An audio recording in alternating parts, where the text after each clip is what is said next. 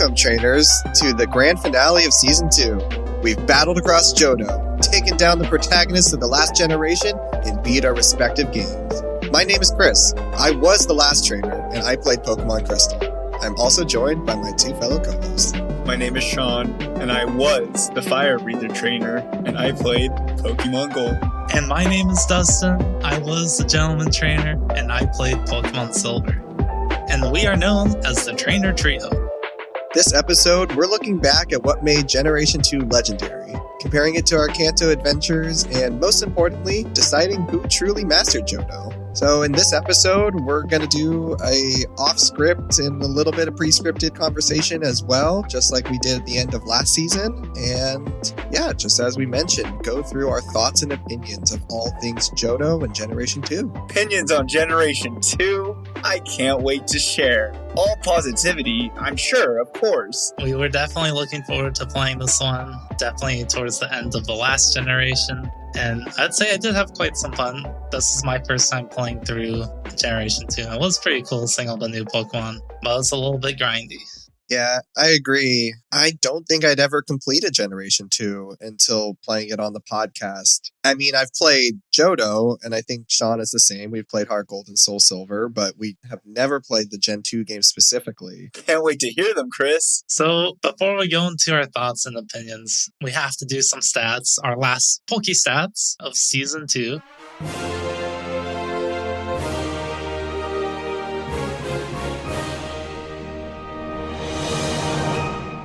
So I did go over all of our stats last episode. This is just kind of the comparison between Season 1 and Season 2. Starting off with the total playtime, where Chris had the biggest jump in playtime from his previous season. You actually played 27 more hours. I had the least amount of jump with 15 hours, and Sean had one more hour than me, so at 16 hours. Even though, Chris, you played 27 more hours than you did in the first game, I still play a total of 15 more hours than you total. Chris was at 61 hours for Game 2, I was at 75, and Sean was at 49. We all played quite a bit more. This was definitely a slower game. I don't know about you guys, but I kind of have Kanto a bit memorized, and I've played through this game so many times I could fly through it, and that was definitely not the case with Johto. Yeah. Across both games, I played 136 hours. Chris is at 95, and Sean is at 83 hours. It's a lot of time. It is a lot of time. 95 hours. That's probably... I played more Pokemon in the last year than I have any other video games. So, Pokedex completions. Chris did have the biggest Pokedex and the biggest gain. So you caught 78 more Pokemon than you did in the first game. Then Sean caught 26 more, and I only caught 12 more Pokemon. So Chris had a massive jump, and that's also one of the main reasons why you had the most Pokemon caught now to date. Woohoo! Yeah, I tried to catch a lot of the easy ones in Gen 1, but Dustin, you really went all out in Gen 1. I can't even imagine Gen 2. I gave up at the breeding and the eggs. I did not want to deal with that. I gave up at the end just because it got to be a lot. But I'm sure you guys know this, but the first two generations have that slogan of gotta catch 'em all. And they actually dropped it for Gen 3. So it really feels like the first two generations are where you have that incentive to catch as much as possible. And once you hit Gen 3, it starts to become overwhelming with close to 400 Pokemon. Oh, man. And the total Pokemon caught, Chris surpassed me now. He's at a total of 280 Pokemon. I'm at 268, and Sean is at 102, so he's very far behind. I'm above 100. Let's go. And then finally, the last stat I want to bring up is the average party levels. Chris gained 3.5 average levels. I lost 3 average levels, and Sean stayed about the same at 0.8. It's nice because this generation we are adding some limits to when we get those levels, so that's one reason. But looking through, I don't know if you guys had the chance to look at our average level stats, but it was the first episode where we had higher average levels than the first season, and then we don't really get there until the last episode. So now that we've played through both generations, what do you guys think is the reason why Gen 2 is so under-leveled compared to Gen 1? It doesn't feel like we played less. I think one of the main reasons is because they added Kanto. There had to be a reason why you had to keep leveling up your Pokemon, and they didn't want to make it such that Like in the first generation, almost all of my Pokemon were at 55 by the Elite Four. Then if you're going to Kanto and try and be red, do you actually have to try and get your Pokemon all the way to level 80 at that point? Like, I feel like they wanted to prevent that since this was more of a kid's game. Yeah, I heard a theory. I don't know how true it is, and I don't remember if it's specifically for Gen 2 or just the Johto region as a whole, but the theory goes that the Pokemon Company wanted to incentivize the use of the Pokegear. One of the features of the Pokegear is that you could rebattle trainers, and so in order to incentivize that, they make that the rebattles is how you could train your Pokemon, because all the Pokemon in the wild kind of suck. Now that's another question. Did you guys use that feature at all? No, I didn't even realize you had to talk to them to get their phone number afterwards until like halfway through the game. I didn't use it either. Luckily in Crystal, there's a couple trainers that will give you those evolutionary stones, like the Water Stone, Fire Stone. So I just got their numbers and did that strategy where you just turn on and off daylight savings time and it triggers phone calls, and that's how I was able to get some evolutionary stones early. I mean, I guess I did use the phone numbers just to capture the swarms of Pokemon. I don't even remember if I noticed that in my game, a swarm. Oh yeah, because that's the only way to get, not the only way, but the easiest way to get Dunsparce, I think Billfish. I didn't catch a Dunsparce in the entire game because otherwise it's a 1% encounter in, I believe, Dark Cave. Are you guys ready to move into our next segment, which we're going to call the Trainer Trio in Review? Our first season, we didn't really have it structured. We kind of just laid out all of our thoughts when we thought of them. This time, we decided to add a little bit of structure to it. So we actually had a list of questions that we all took some time to answer. And then basically, we're going to just review them all together and see what we all thought of the game. We separated this into different segments. So starting off with just the general playthrough experience of Generation 2 and maybe some comparisons between Generation 1. So let's start off with what was your favorite moment from playing through Johto and why? My favorite moment was actually in Pokemon Gold when you go up to catch Ho-Oh. Because I really just like the lore of that town when you first get there. It's just so cool. And then, you hear about the burned tower and all that. You see the other legendary dogs go away, and you don't know if there's anything else you could do there because there's another tower that you don't have access to yet. And then it's much later in the game where finally you are able to actually go up the tower and you get to encounter one of the coolest looking box art legendaries in Ho-Oh. And I just love that entire town and how just all the character they added to it. And it just feels right that Ho-Oh is there because there's so many other legendary Pokemon. They just don't feel right. Like, why are you there? Like in Gen 1 with Moltres in Victory Road, never felt right. But the tower and all of that in that town was so awesome. So that was my favorite moment of Johto. So I definitely have to go next because I wrote down almost the exact same thing. Because I said, staying true to my character, my favorite part of Johto was when you reach Ecruteak just because of the Poké lore introduced. Before that point in the game, you've reached some interesting landmarks like the ruins of Alph, and that's all I can really think of. But it isn't until Ecruteak that you learn about the Tin Tower, Ho-Oh, Lugia, the legendary dogs, like Sean was saying. I also noted that the music is really good there, and that's also the point of the game where it becomes open. You can choose to go to Mahogany, Olivine, Cyanwood. The Johto region becomes completely open to you. You learn all about the lore. Music's great. The city looks cool. And I mentioned that Morty is a criminally underrated gym leader just because everyone talks about Whitney, but if you don't have something to take down Morty's Gengar, then you're going to be in a world of pain there. That middle part of the game, I think that's where Johto peaks. And I echo a lot of the sentiments that Sean said. Yeah, that's true. It definitely had the most lore. I really did enjoy that town, but it was not one of my favorite moments. Mine was actually the one right afterwards, was Mahogany Town and the Lake of Rage, just because I felt that had at least the best story elements within the game. It was also the first time that you will have encountered a shiny Pokemon with shiny Gyarados. That's probably the only shiny Pokemon I'm ever going to see on this podcast. So, other than Sean's Sandslash, which is crazy. So I thought that was really cool. And then that's also the reintroduction of Lance, who turns out to be the Pokemon champion of this generation. So it's cool to see like that returning character and actually being able to fight alongside him to take down the secret underground Team Rocket base. I know the actual gameplay around being in the Team Rocket secret base wasn't as fun, but I would say it was the highlight for me looking back on the story. What is one thing that surprised you during this playthrough? I was thinking two things. The first is how incredible the soundtrack and locations are in Johto. And the second thing is how bland Kanto was in Generation 2. Because Johto had so many incredible locations, including the Ilex Forest, Mount Mortar, National Park, and all the cities I thought were really unique. In fact, I really believe that Johto is built better than even Generation 1 Kanto. And I think the cities in Kanto might be more memorable just due to nostalgia. But playing through Generation 2, I thought the Johto cities were very unique and I really liked them.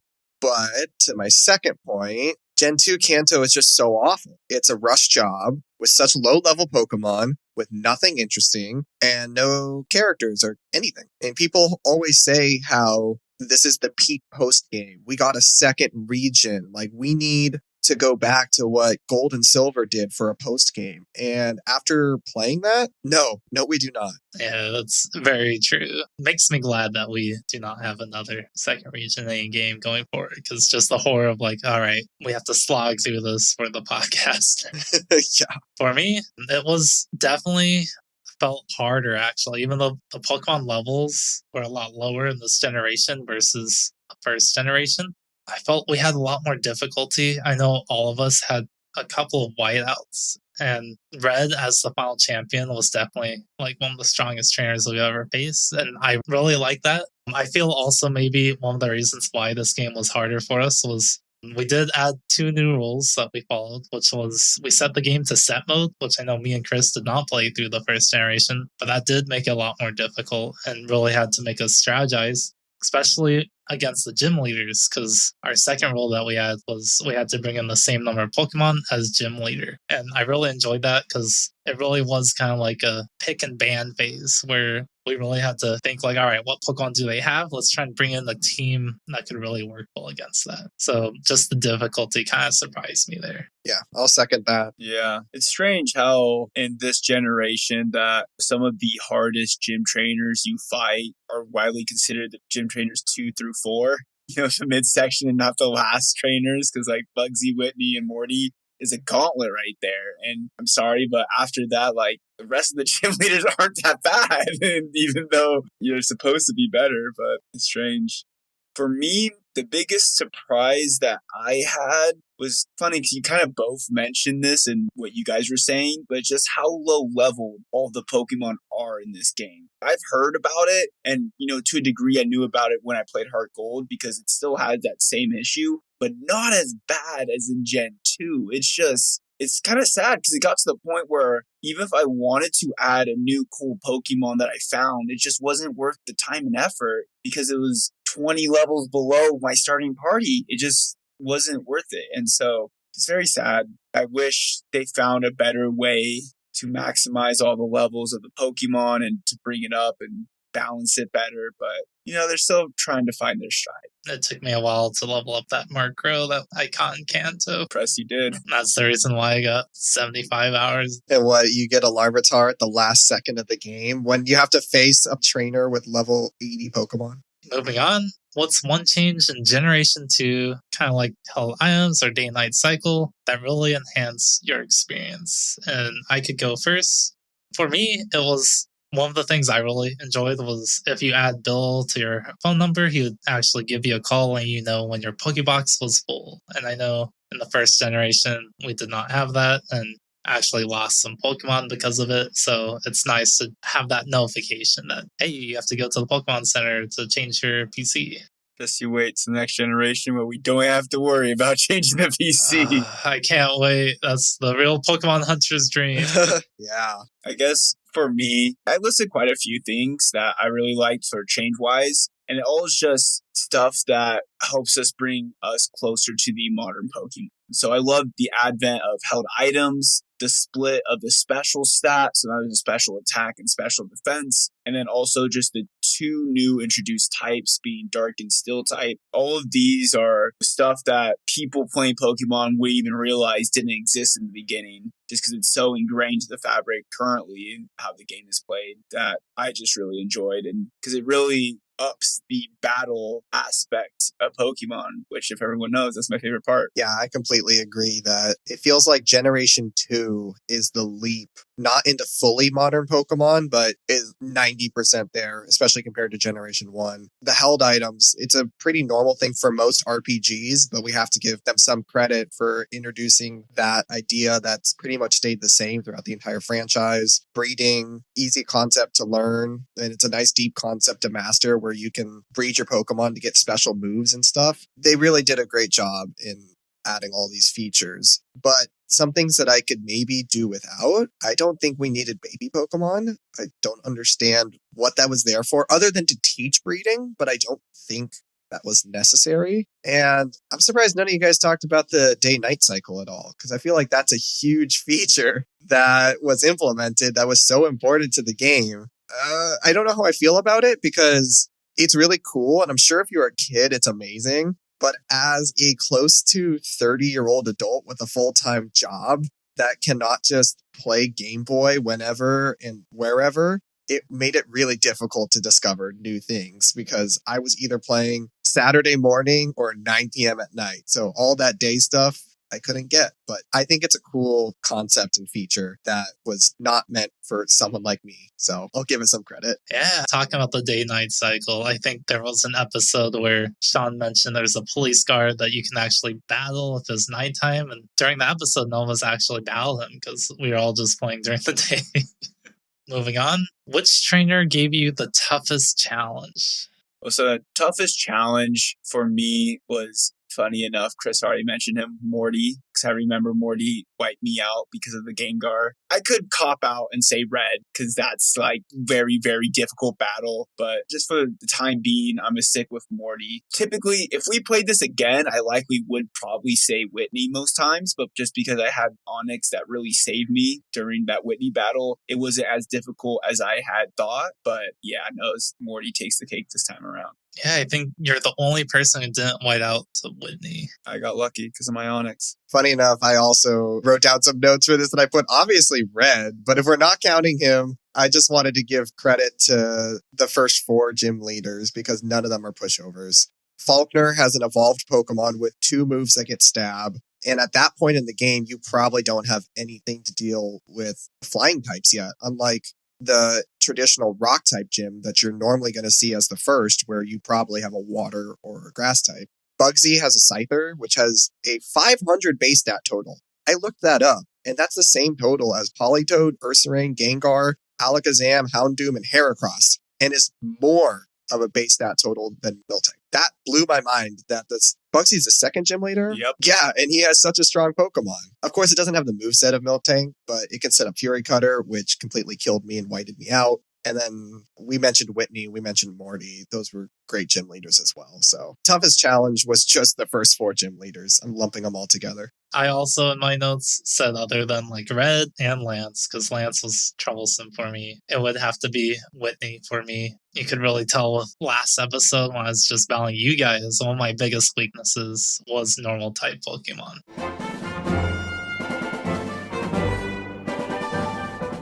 Going into who your favorite trainer was, Chris. So I'm going to flip the script a little bit and give Kanto just a little bit of praise. I actually loved Blue in this game. His team is so balanced, and it was a great idea to put him as the secret final gym leader. And also, one other trainer that I loved, in Route 13, there's a trainer that has Royal Pokemon, and he has a Nidoking, a Slowking, and a Sea King, which I thought was fun because they're all King Pokemon. And funny enough, he has a level 58 Magikarp in the East Asian releases of the game, which I thought was very unique. I love how you do decide to pick Blue because it does remind me of your Pokemon team in the first generation, how closely you resembled his team. So love how you're still going with that. For me, I would have to go with Morty. It's just because I did have the Gengar on my team, so I'm a little bit biased. And I do actually quite like ghost type Pokemon. I think ghost type might be my second favorite type other than dragon type. So it's cool to see the first full ghost type gym leader in Pokemon. Yeah, for me, so traditionally as a kid, I've always loved Lance. I thought the name Lance is just a cool name. I love his red hair, his cape. I love the character sprite model. But looking at his team is just so lacking and so just disappointing. So as a character sprite and what he does in the story, I love Lance. But from a purely like Pokemon team, funnily enough, I'm going to give Kanto some love and shout out Brock because I thought it was really cool how he had the 2 fully evolved fossil Pokemon that you can't get. You know, his team was just so close to being so much more better if he had some other Pokemon. But it was cool to see those 2 Pokemon that, I mean, in Gen 1, I don't remember ever encountering either of them in battle. So it was pretty cool. Both of you guys chose Kanto. That's pretty cool. Yes, I did not pay too much attention to those gym trainers. You were just trying to get through it. So, final question of this segment. How does Johto compare to Kanto in terms of region, design, or Pokemon variety? And I kind of segmented all of those answers. I know Chris has already mentioned it, but the region design was really cool. Just the idea after you beat Morty and how open world it really becomes. You're able to go to 3 different towns within that segment. And that's literally the center of the map. So I thought that was really cool. For the story, this is where Johto takes a hit because I definitely felt the storyline for Johto wasn't too great versus Kanto. Kanto had a much better villain with Giovanni heading Team Rocket, and also the fact that your rival Blue is like always one step ahead of you. Whereas in this game, the rival, I don't even know the rival's given name, would just be Silver. I think it is Silver. Silver just was kind of lame and just like kept getting beat and just didn't really feel like he had any real motivation stealing other Pokemon. I think the only saving grace would have been if they decided to have like an origin story of turning to Team Rocket. And then finally, for the Pokemon, I really enjoyed all of the Pokemon this generation. I think it probably had cooler Pokemon than the first generation. Like Totodile is one of my favorite starters, so gotta say that. I'm gonna jump in here. We all talked about these questions and kind of wrote down our notes of what we thought we were gonna say. And so my notes for this, it just says region. Wish they only stayed in Johto because Johto is just so cool. And I just think if they spent that extra time just to add even a little bit more to Johto instead of what they threw together in Kanto, I mean, this game could have been even much more amazing. Story, I just wrote in all caps. There is no story because there isn't. Team Rocket is just a weak, cheap attempt at trying to cobble something together. But it's just, I don't know. Gen 1, there was the story. Team Rocket, they played a much bigger part, which I know there's the Slowpoke well in this one, and they eventually, the hideout in Mahogany Town and all that, but it just really was missing the big bad. Because in Kanto, we had the big bad. We had a name to a face of who was running Team Rocket. The whole point of this game is that no one was running Team Rocket. And I don't know, it's just felt cheap. Regarding Pokemon variety, definitely agree that there is more variety this time around than in the first generation, but it just also feels like so close to being so much better because there are just so many other Pokemon that you just don't have access to, or when you finally do get access to them, it's just way too late in the game. Mischievous, the new ghost they introduced, you can't get to Mount Silver. Larvitar can't get to Mount Silver. All the other Kanto locked Pokemon, Murkrow, and quite literally every dark type Pokemon they introduced, other than Umbreon, you can't get until after you beat the game. It's just crazy. I'm glad we're having these discussions because I think I might have slightly changed my opinion on one aspect. So I already mentioned how much I love the actual region of Johto. I think the locations are not as nostalgic as the Kanto ones, like Lavender Town, Pallet Town, Viridian City. But I think that's more just because the Pokemon Company loves to shove Kanto down our throat as much as possible. Johto is based on way more rural and serene parts of Japan, and it very much shows compared to the urban landscapes of Kanto, which I loved that contrast. And I thought both regions are slightly nonlinear and connect in different ways, which I've mentioned both seasons that I love. The story I initially gave as a toss-up to either generation, but I think you guys have convinced me that it was a bit lacking. And Team Rocket, I guess... It's like, I mean, if you could try and think of like villains from the first game and then villains from the second game, like, do you remember the names of the people? Let's just start from there. No, because they didn't have names. And like my biggest thing is like in Gen 1, if you take away Team Rocket, it doesn't flow as well. You need to add something to replace it. Gen 2, you could take away Team Rocket and it won't affect anything. Not a single thing. And I don't think people fully understand or realize that this Team Rocket is trying to rebuild itself, trying to call out to Giovanni. I would just assume that it's like, oh, it's Team Rocket again. They're as strong as ever. I don't think they do a good job of communicating what's actually happening here. So I would say that Gen 1 is a classic story of the kid who's trying to become the best they ever wanted to be and go up against this crime syndicate that is way better developed. So you guys swayed Gen 1 story. But let's not forget about the legendary dogs, Ho-Oh and Lugia, which were really cool and a little cooler than just the Mewtwo and Mew nods in Gen 1. And then just lastly on the Pokemon variety, I think it's slightly worse in Gen 2, but I also noticed that a lot of the movesets in Gen 2 were a lot better. Like you could pick up different Pokemon and they could learn okay moves, whereas I felt like in Gen 1, if you wanted, let's say, an Electrode, you'd have to find out that, oh, this Pokemon doesn't even learn any electric moves. Like they did really weird things in Gen 1. What I would do is just add more Johto Pokemon early on, try and do the least amount of Kanto Pokemon until you reach Kanto. And I think that would have greatly improved it. All right, moving into the next segment of our reviews, we're going to talk more about the Pokemon and maybe our Pokemon teams throughout Gen 2. Starting off with which Pokemon was your favorite starter? I have already mentioned it previously, but Totodile is definitely my favorite starter. I love water-type Pokemon, and his design of red and blue is just so cool. Contrasting colors on the water Pokemon. I'm going to take some of the air out because obviously I won the last time around, so I picked my starter first. And the starter I picked was my favorite starter, Cyndaquil. Cyndaquil is my favorite starter of all time. This is, without a doubt, even though I love Charmander as well, and great Pokemon, just Charizard. But if Pokemon were real, I would have a Cyndaquil. I'd probably never evolve it. I would just have a level 100 Cyndaquil, and that would be my partner. Man, I might get some hate for this, but if you're just thinking of the first 4 generations, I think Gen 2 might actually be some of my least favorite starters. Oh, really? I don't know why. They don't do much for me, and they're all monotypes, and I don't know why they made that decision. But if I had to pick one, I wrote another cop-out answer because I said it would be Chikorita if we're just looking at the first stages, but Typhlosion if we're going through the third stage. You know what? Sean picked the Cyndaquil line, so give me my Chikorita. So we all picked the starter we chose. I don't believe Chris. I don't believe him at all. So we had to open this up to Gen 1. If you include Gen 1, who of all the starters we played so far is your favorite? Which I think for me and Sean is still Totodile and Cyndaquil. Yep. Such a basic answer, but who doesn't love the Charmander line?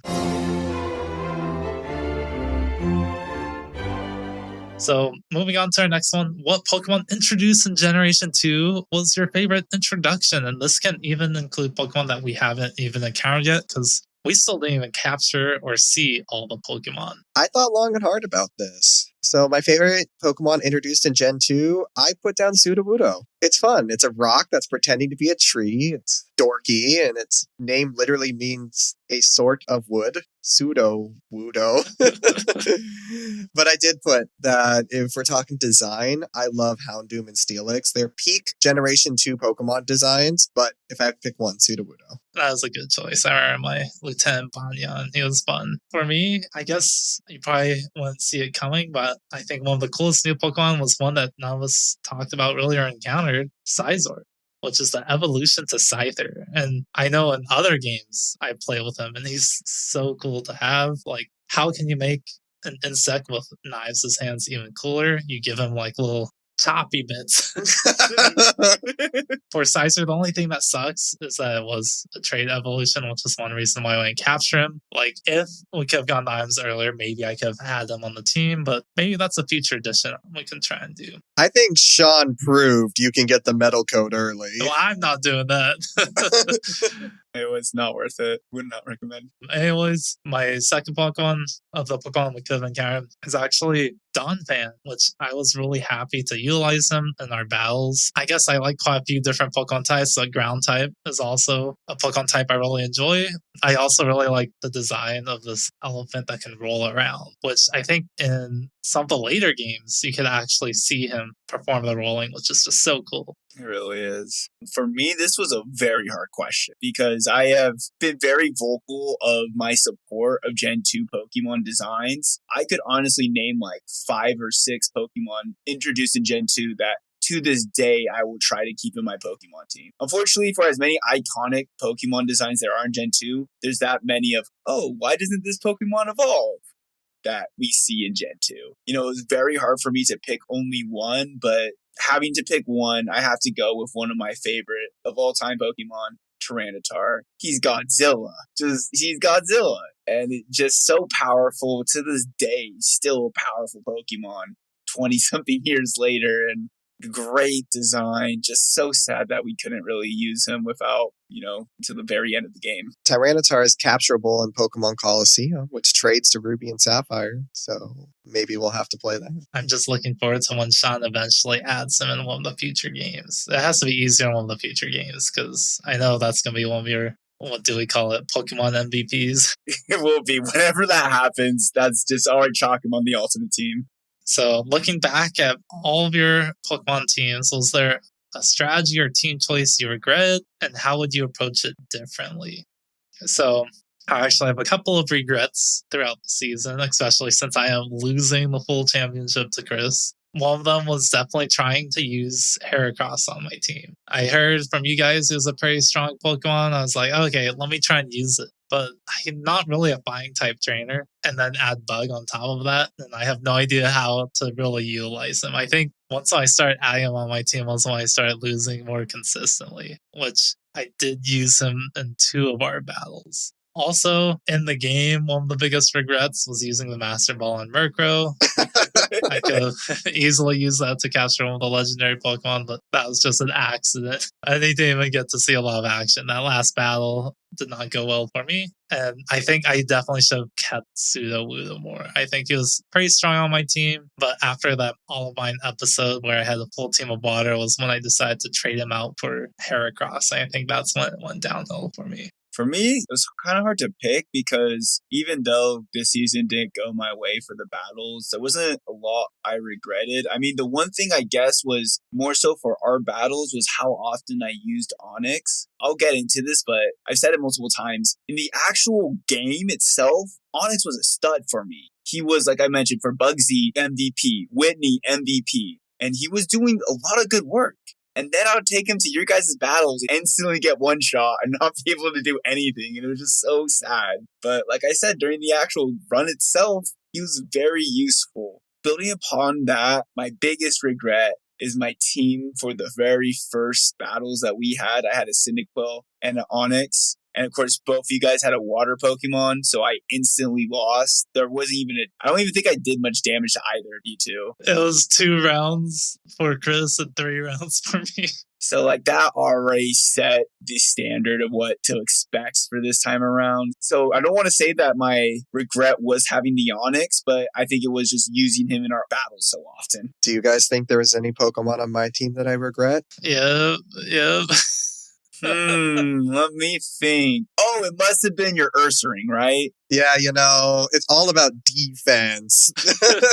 I did write that Shuckle was difficult, but I did have a lot of fun trying to use it. So I wouldn't say that I regret raising a Shuckle. I guess the Pokemon that I did regret, I got rid of. I wanted to use Noctowl and it wasn't that good. And I really wanted to use Fortress, but it was just a pain getting it. Maybe the only thing I would change is not use Espeon just because I've used Evolution so many times in my life. And I played a bunch of Pokemon Coliseum back in the day. And as you guys know, Umbreon and Espeon are starters. So I've used both Pokemon a lot. Other than that, I did really like my team by the end. Moving into our next question. So which Pokemon would you take to your Ultimate Team going forward? Which hopefully after next season, we'll do our first Ultimate Team battle, which I'm looking forward to. And I guess before we go into this, let's go ahead and take a look at our Pokemon from Season 1. For me, I picked Cloyster. I picked Dragonite, right? Yeah, Dragonite. And Chris, you did pick Executor.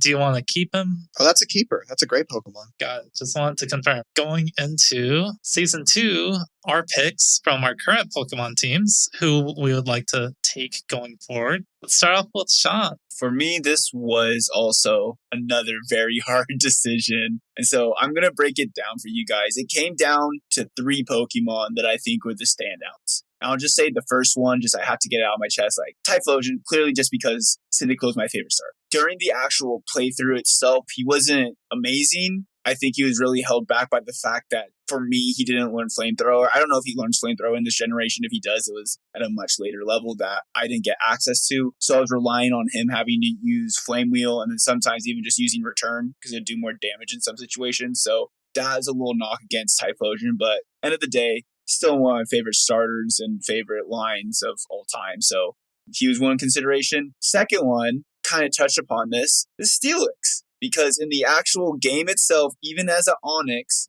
he was stellar. And then even as a Steelix, he became even better, having some clutch plays. I know he was the reason why I was able to beat Lance the first time I did it, by getting the defense drops on the Iron Tails and even hitting 2 Iron Tails, which is not a guarantee because it's 75 accuracy. So Steelix was an amazing Pokemon. And then the third and final Pokemon contention was Umbreon, because Umbreon is so strong and I always forget how strong and bulky he is until I use him. Ultimately, it's between those 3 Pokemon. I'll help you guys out. I eventually decided not to pick Typhlosion, which really hurt my heart, but it's just, like I said, if I was a Pokemon trainer, I would have kept a Cyndaquil. Typhlosion isn't, to me, my favorite design of that whole line. It's definitely Cyndaquil, and so it hurts not bringing him forward, but we're narrowed it down to Steelix and Umbreon. And I will be honest, up until even right now, I still don't know if I'm making the right decision, because, again, Steelix, for the game run itself, was the MVP. But then Onix held me back in our battles. And then Umbreon, I didn't really get my Umbreon until right before the 8th gym. So it's already super late in the game. But once you get to Kanto and I gave him Toxic and it knew a Moonlight, it was so strong. And so I wrote down in my notes, and I think I'm going to stick with it. Ultimately, I'm going with Umbreon. I was looking over my teams. Other than my Cyndaquil, who I use every single time, Steelix and Onix is the second most used Pokemon I had. I wanted to make sure I gave them both the proper shout-outs because they were very important to my team. But Umbreon is also just an amazing Pokemon that I love that, like I say, to this day, I will use it on my Pokemon teams. Can I just say, listening to that was such an insight into Sean's brain. Like, listening to Sean presenting arguments and counter-arguments and evidence to pick his Pokemon. It's kind of like I'm a lawyer or something. I loved that. It does sting a little bit because that Umbreon, if I beat your Umbreon, you won't even had the chance to choose him. But now you're bringing him in to the future and forever. So you'll never forget that could have been your Umbreon. Darkness is stronger than midnight. Well, going into my team, I think I also had 3 main contenders. One of them being for Alligator, just because he is my favorite. He was very strong, but the fact that my first Ultimate Team member, Cloyster's Waters, I can't really bring him forward. The second one is Donphan. He was also very strong, just really like the ground type moving, and he was just very tanky. But I think it has to be Gengar, just because he was so fun to use. I never really actually used a Gengar before this run, and I just felt like anytime I brought him out into a battle, it's just like, oh, you guys didn't know what to do, so I like that. Yeah, mine was a pretty simple decision. My MVP was Ursaring, and I'm bringing Ursaring forward because my name is Chris, and I'm the normal trainer. It finally comes back. I just want to say, I already knew which Pokemon you both were bringing forward. It was so obvious. And that's why I had so much difficulty deciding which one I wanted. I'm like, wow, why am I not just Dustin or Chris? We're so obvious who the MVP is. So now we're going to look through some of our favorite Pokemon nicknames that you had. We aren't going to do like last time where I think we went through every single nickname that Chris had. Oh, come on. So just go ahead and pick some of your favorites and you can mention them. I wrote down 1, 2, 3, 4, 5, 6, 7, 8. I'm scared. How many did you get, Sean? What, like my favorites? How many did I write down? Yeah. You already said it, but Darkness Beats Midnight. But I only picked one as my favorite. Shine Slash, the shiny Sand Slash was mine. Okay, Chris, you can go for your 8 now. They're all appropriate, I promise. I think I mentioned this very early on. I wanted to use a Hoot Hoot and a Quillfish on my team and name them Hootie and the Blowfish, which did not happen because I couldn't deal with them. There was an Ariados, or an Ariados, don't know how to say it, but I named her Arya Stark. We had a Slowpoke that I named Tasty Tail, because that was part of the game, was to cut off their tails. I had Jimmy the Wobbuffet, like Jimmy Buffett. I had Senor Mime, the Mr. Mime. I had LL Cool Tent, the Tentacool. I had Pink Ponyta, like the Pink Pony Club for a Ponyta. And then Lugia kind of sounds like Luigia, which I named Ouija. Sean looks so angry. I mean, because you're saying this, and I'm looking at your full list, and I'm looking at all these other names, and I'm just like, please don't say this name. And that's all my Pokemon. I think I only had 1, 2 of my favorites because, well, Gentleman Oliver Olivine, he was an admiral back in the day and the mayor and wanted to really assign everyone a role. One of them is Sire Quack, just a proper gentleman that he was, naming a Quagsire Sire Quack. Moving into our next segment, Pokemon game rankings. So which game would you rank better between Gen 1 versus Gen 2? And this might be different depending on all of our experiences because we all played different games. I would have to say I had more fun probably playing Generation 2 Silver than I did Pokemon Yellow. I mean, for one, it's actually like in color, which is cool. I can see the Pokemon, the amount of exploring that you're able to do, and the sheer number of Pokemon. I mean, we got so many new Pokemon early on, which was really cool. Even though I wasn't really a Pokemon hunter this generation, I still somehow got more Pokemon than last generation when I almost got every single Pokemon. Maybe it's also the fact I've never played Pokemon Silver before that I had more fun with it, whereas I have played Yellow before. And while I know we have kind of knocked this Kanto region down a little bit within Generation 2, I still thought, even though that they did add it and it kind of was a slog, it's still kind of cool that they did have a second region and more gym trainers. I feel if this was like the only game that we could have played for a couple of years, that's how you normally would have done it back in the day. You'd have to wait like 3 or 4 years before the next Pokemon game came out. I felt this Generation 2 would have been better. A lot more exploration, more Pokemon, the day-night cycle, so you'd really have to try and search for all the Pokemon you wanted, and then even the friendship and the breeding just add a lot more playtime. Yeah, it was a tough question, but kind of using the same logic, I think I would have to put Crystal above Blue, just because Generation 1 is so janky that I'm trying to imagine a future where I look back and I say, okay, you have to play one Pokemon game. Are you going to pick Crystal or are you going to pick Blue? And I just think that Crystal was a lot smoother of an experience. And the Kanto region, is optional. We kind of had to play it for the podcast, and we had to play it in a specific time to get these episodes done. And it led to the dissatisfiedness that Dustin was mentioning. But, if we're just playing the games, and Crystal is obviously the third game of the trio. It's the best of Gold, Silver, and Crystal. So it was good. And that's an interesting point that you brought up, Dustin, regarding, obviously we're doing this in a podcast setting, but, back in the day, this was the only Pokemon you got for exactly, you said, 3-4 years. And so adding that entire region and the day-night cycle, just all those other secrets of how to find different Pokemon would definitely keep kids interested in between the time it took for them to make the next Pokemon. So I'm going to mimic my two fellow co-hosts. I enjoyed Gen 2, so I enjoyed Gold over Red. Although we were giving Gen 2 a lot of criticism, I think what it does great is it took the best ideas from Gen 1 and it built upon them. It saw what didn't work, what wasn't working, saw what was working, and just kind of fleshed it out. Like all the changes that we mentioned regarding the battle mechanics. I think, we're finally going towards modern Pokemon with the formula that's made them a multi-billion-dollar corporation. I think the reason why we have so much criticism is because we have the hindsight of knowing what comes after and how they build upon it to make it even better. We have to give it also some praise for everything that it did right and for being easily the most ambitious Pokemon game. The fact that it did throw in a whole other region into it.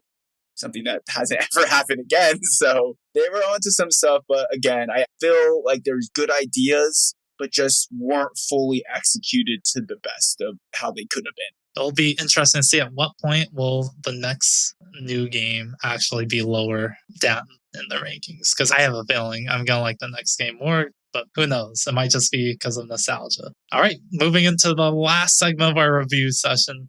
We do have the Trainer Trio specific review questions. Starting off with, what was your most memorable Trainer Trio battle this season within our Johto battles? Yeah, I was thinking about this, and I can't remember the specifics in the battle, but I think it was episode 9, where I had went 1-1 for so many consecutive weeks, and then I went 0-2, like, after going 1-1 for forever. And then finally the next week, which I believe was week 9, was when I was able to pick myself back up and go 2-0 for the first time ever. And I felt like I finally perfected my team, because the week before that was when Sean beat me badly, because he literally told me, I built my team to counter your team. So going 2-0 made me feel really good, put myself back into contention for the Battle Crown. And I also noted that these battles were just spectacular in Season 2. And the fact that I went 1-1 so many times either shows the parity that we had or just the stupidity that some of us had. Some of us. 80% was you, Chris. The other 20 was Dustin. And it wasn't Dustin's fault, so that's why you have 80%, Chris. I love how at that point it was a huge swing where when you did go 0-2, you're like, all right, I have to pick it up. And then you just didn't lose another game after that. That really cemented your crown. I know. I should have told you my strategy, how to beat your team. For me, it had to be in episode 3, our Goldenrod Say episode. This is where both Chris and I went down to our very last Pokemon. And we each got down to red, where the next move would decide who would win. And I did end up winning, but I just remember how intense that battle was. So that was really fun. Well, for me, my favorite battle is episode 7, the battle between Dustin and the Umbreons, because I know that one came down to the wire as well, and I really won that Umbreon. Yeah, that was a very memorable battle for me. That was legendary. It went down to the wire. We both had one Pokemon left. Like, if I could have put that as my answer, I would have put your guys' battle for Umbreon on there. I'm going to say I'm surprised that none of you put the final battle. For me, it was mainly because, especially in that first battle where I battled against you, Sean, I kind of had a feeling it wasn't going to go well just because my team wasn't doing quite as well. I think in our previous season, the final battles between me and Chris, I think were definitely intense. Where I won 2 games in a row and then rematched you and lost. Yeah. But yeah, this one, like, I felt like I didn't really have a chance against Chris, especially because that Ursaring was so dominant. And he's not going anywhere. Moving into our next question, if you could steal one Pokemon from one of the other Trainer Trio members, which one would it be? And this is basically also saying, like, which Pokemon you thought was the strongest of your opponents. I'll go first. I'll just say Dustin's Gengar, very strong Pokemon. I think, Dustin, you did a good job of utilizing it pretty well. Gengar's a very strong Pokemon, and I would have loved to have it on my team. I literally put that too. I wrote Dustin's Gengar.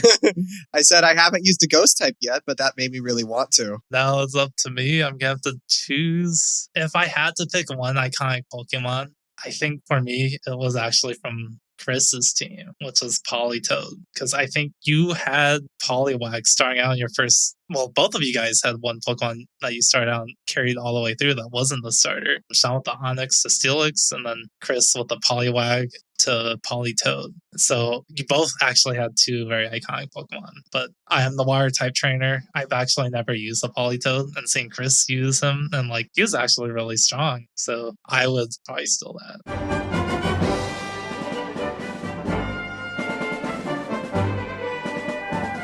Finally, what was your favorite moment of season 2? This is mainly just if you had any favorite conversations or things that one of us might have brought up or battles. Mine was definitely the shiny fake out that Chris put on, where we thought Chris was the first trainer to actually capture a shiny Pokemon. Both Sean and I were so excited until we finally realized it was just Red Gyarados, a scripted encounter. And then what's crazy is just 2 episodes later, Sean actually caught a shiny Pokemon. Crazy. I won't even go because Dustin, you stole my favorite moment. It literally word for word. The fact how Chris faked us out, and then how I finally got the shiny a couple episodes later. Don't say you put the same moment too, Chris. No, but I had a lot of fun with that. Oh man, Triculus. I put the battle between you guys for Umbreon. That was so tense. I was sweating watching that as a spectator. I did put the reveal of Shine Slash as another big highlight. And then us laughing really hard at your Master Ball story. That was... We're like, Dustin, have you ever used a Master Ball on the correct Pokemon? He hasn't.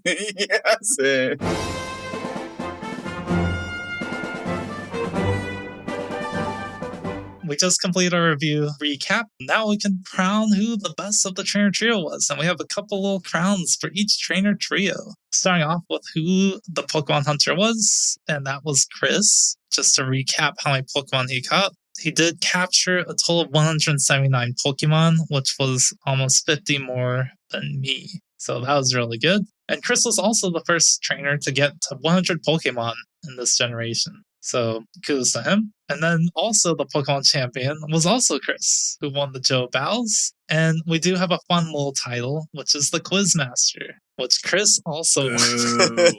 That's rigged. I know, Chris won the first couple titles right there. I had to at least win one, so I did include this for me, which was the Master Versatility, who used the most Pokemon in our Johto battles. And I actually used the same amount of Pokemon as I did last season, which I've gone through 19 total Pokemon throughout our Johto battles. Chris only went through 15 and Sean 12. I've only gone through 12 Pokemon. Yeah, so Sean went through the least amount of Pokemon. I think last season Chris had the least with 13. Didn't really change your team that much. Which I guess that moves into Steady as a Rock, which was Sean, who used the least amount of Pokemon.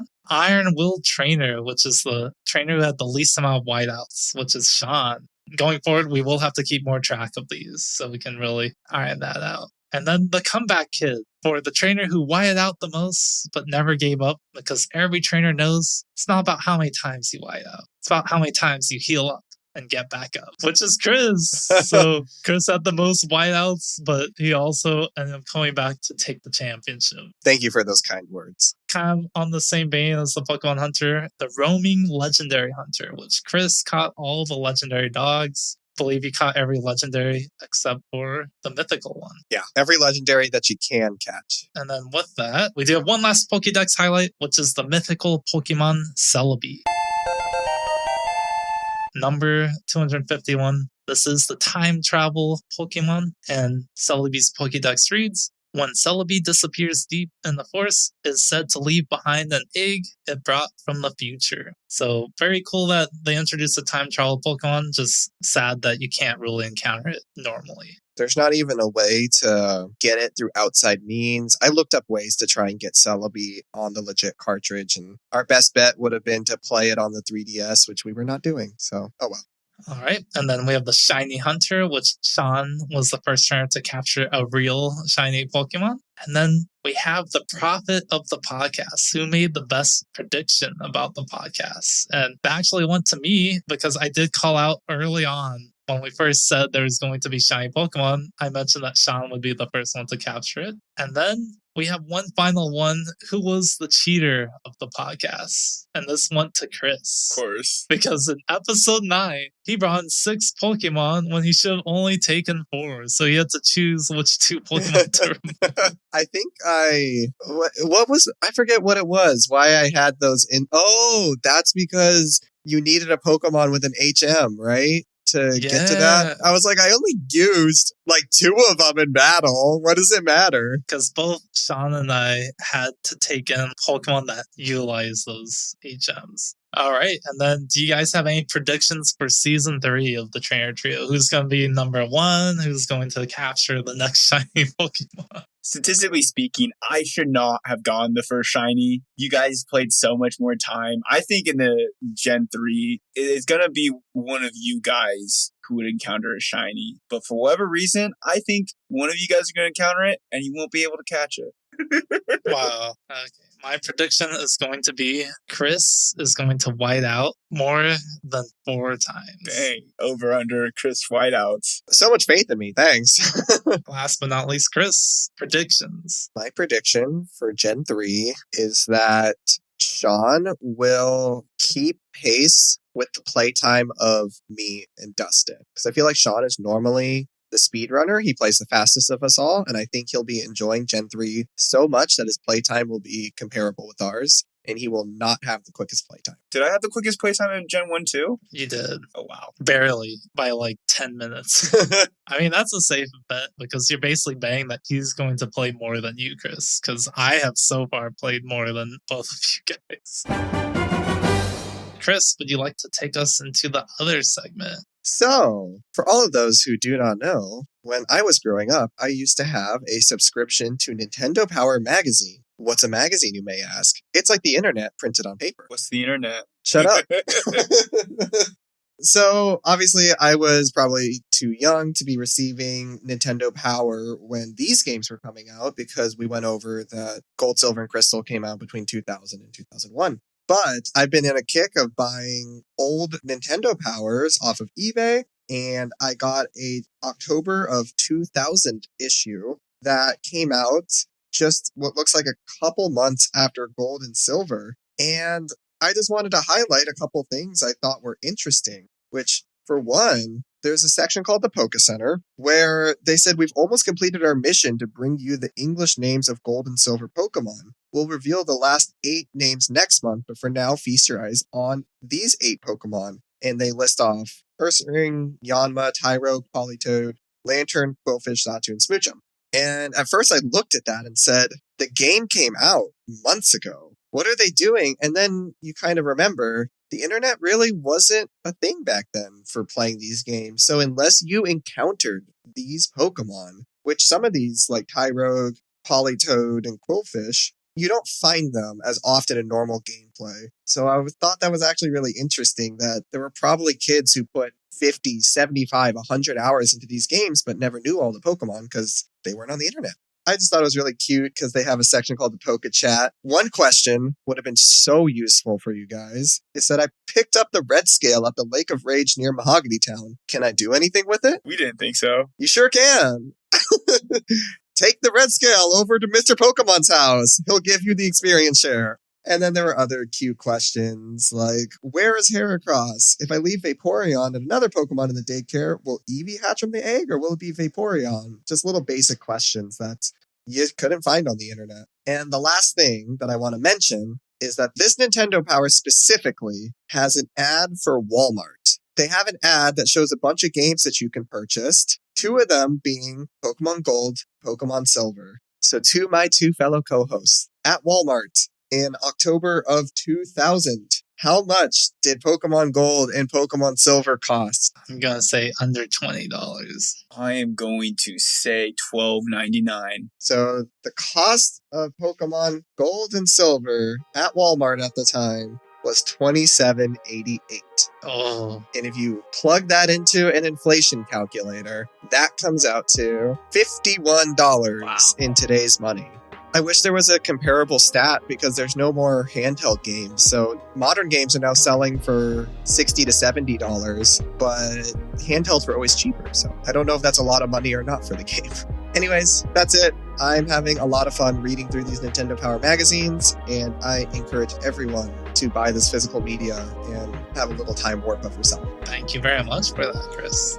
Well, I think that finally brings the end to Season 2. So if you guys would like to check out all of our visuals, you can always check us out on Twitter at The Trainer Trio. And if you do have some stories or have some questions, you can email us at thetrainertriopodcast@gmail.com. We would still love to see if you have stories and we might be able to talk about them when we release our next season, Season 3.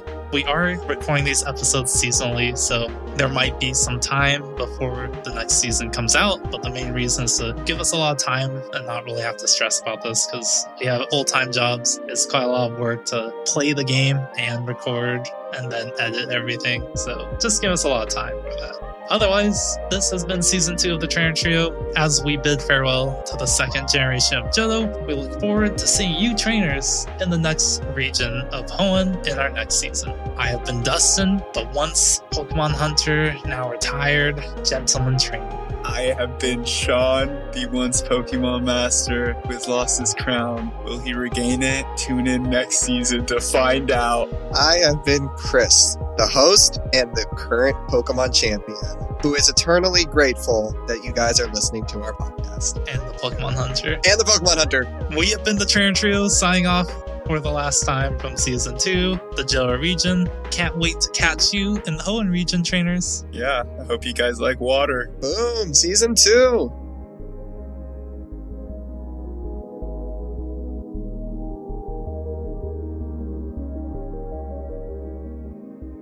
And my name was Dustin. Oh, Was Dustin? Who are you? My name was Oliver Olivine.